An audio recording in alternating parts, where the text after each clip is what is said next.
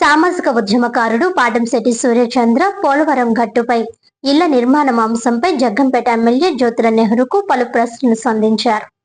ఈ సందర్భంగా మీడియా సమావేశంలో సామాజిక ఉద్యమకారుడు పాటంశెట్టి సూర్యచంద్ర మాట్లాడుతూ గత 2 సంవత్సరాలుగా నిర్మించలేకపోయిన ఇళ్లను ఇప్పుడు పోలవరం గట్టుపై సుమారు 26,000 మందికి నిర్మించడం ఎంతవరకు సమంజసమని ఆయన ప్రశ్నించారు. గత వైసీపీ ప్రభుత్వ కాలంలో కూడా ఇదే పోలవరం గట్టుపై ఇళ్ల స్థలాలు కేటాయించినప్పటికీ ప్రజలు ఇళ్లు నిర్మించుకోలేదని తెలిపారు. ఆ సమయంలో స్థలాల లెవెలింగ్ పేరుతో కోట్లాది రూపాయలు ప్రజాధనం వృధా అయిందని ఆరోపించారు. అదే విధంగా రాజపూడిలో ఇచ్చిన ఇళ్ల స్థలాల పరిస్థితి దారుణంగా ఉందని విమర్శించారు. ఒకవైపు గ్యాస్ పైప్ లైన్, మరోవైపు శ్మశానం ఉండడంతో అక్కడ నివాసానికి అనుకూల పరిస్థితులు లేవని ఎద్దేవా చేశారు. ప్రజల అవసరాలు, భద్రత దృష్టిలో ఉంచుకొని సరైన నిర్ణయాలు తీసుకోవాలని ఎమ్మెల్యే జ్యోతుల నెహ్రూకు సూచించారు.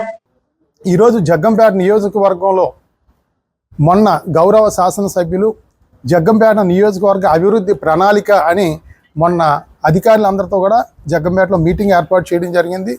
ప్రెస్ మీట్ కూడా పెట్టడం జరిగింది. అంటే గౌరవ ముఖ్యమంత్రి గారు ప్రతి నియోజకవర్గంలోని అభివృద్ధి ప్రణాళికలు తయారు చేయండి, ఒక 6 ప్రతిపాదనలు తీసుకురండి, 3 డబ్బుతో ఖర్చు అయ్యే పనులు, డబ్బు అవసరం లేకుండా ఉన్నాయి 6 ప్రతిపాదనలతో 11వ తేదీన కాకినాడలో జరిగే సమావేశానికి రండి అని చెప్పేసి గౌరవ ముఖ్యమంత్రి గారు పిలుపు మేరకు నియోజకవర్గ అభివృద్ధి ప్రణాళికను మన శాసనసభ్యులు శ్రీ జ్యోతుల నెహ్రూ గారు సిద్ధం చేసి అదంతా కూడా మీడియా ద్వారా ప్రజలకు వివరించడం జరిగింది. రేపు ముఖ్యమంత్రి గారిని కలుస్తున్నానని చెప్పడం జరిగింది. చాలా సంతోషం. అయితే ఈ జగ్గంపేట నియోజకవర్గ అభివృద్ధి ప్రణాళికలో భాగంగా శాసనసభ్యులు వారు తయారు చేసినటువంటి కొన్ని ప్రతిపాదనల మీద కొన్ని ఇంకా బెటర్గా తీసుకెళ్తే ఎలా ఉంటుందనే ఆలోచనలతో మేము కొన్ని సలహాలు, సూచనలు ప్రజల తరపున ఎమ్మెల్యే గారికి, ప్రభుత్వానికి, గౌరవ ముఖ్యమంత్రి గారికి తెలియచేయడం కోసమే ఈ యొక్క మీడియా సమావేశం ప్రధానంగా గౌరవ శాసనసభ్యులు ఒక 6 అంశాల మీద మాట్లాడడం జరిగింది. మొదటి ప్రధాన అంశం, జగ్గంపేట నియోజకవర్గంలో ఉన్న ప్రతి పేదవాడికి కూడా ఇల్లు నిర్మించాలన్న సంకల్పం ఉంది. ఎన్నికల్లో కూడా 25,000 మందికి ఇల్లులు ఇస్తామని చెప్పేసి చెప్పడం జరిగింది.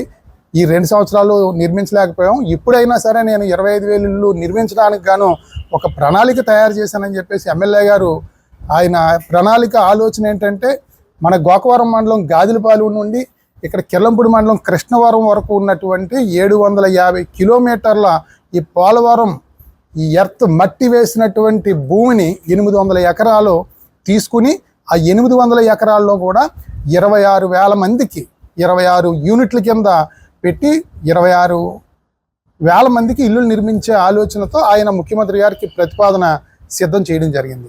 మొత్తం ఆ లిస్ట్ అంతా కూడా సేకరించడం జరిగింది. అయితే ఇప్పుడు మేము ఇదంతా ఎందుకు చెప్తున్నానంటే, ఎమ్మెల్యే గారు ఏదైతే 800 ఎకరాలు ఈ మన పోలవరం లెఫ్ట్ కెనాల్లో ఉన్న భూమిని తీసుకుని 26,000 మందికి ఇస్తాను అని చెప్పేసి ఎమ్మెల్యే గారు చెప్తా ఉన్నారు. మొన్న మీటింగ్లో చెప్పారు, ముందు కూడా చాలాసార్లు చెప్పారు.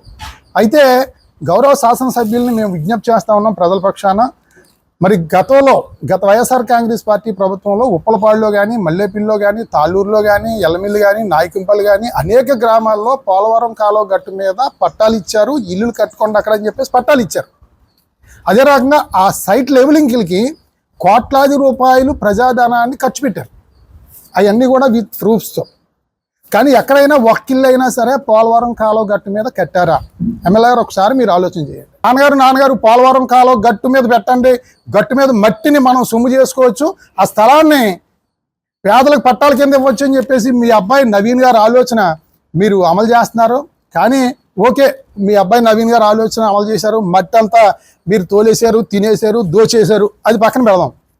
కాకపోతే అసలు విషయం ఏంటంటే, ఆ పోలవరం కాలువ గట్టు ఆ 800 ఎకరాలు ఆ భూమి ఎవరిది ఒకసారి మీరు ఆలోచించండి. ప్రజలను కానీ, మీడియాని కానీ, అన్ని రాజకీయ పార్టీ నాయకుల్ని నేను కోరుతా ఉన్నాను, ఆ భూమి ఎవరిది?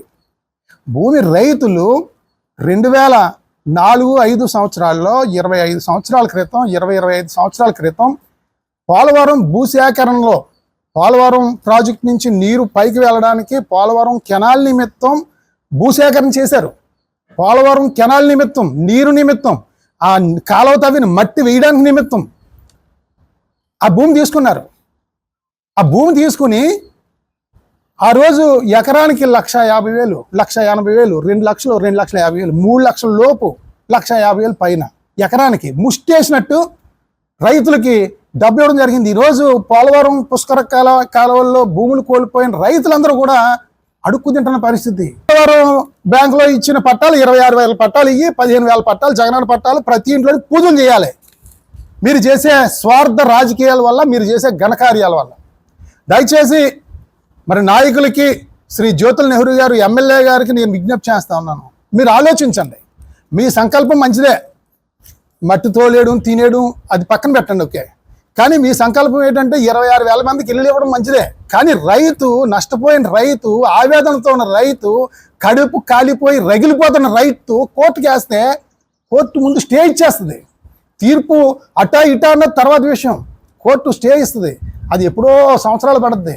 అప్పటి వరకు మళ్ళీ 26,000 మందికి ఇల్లు లేవు.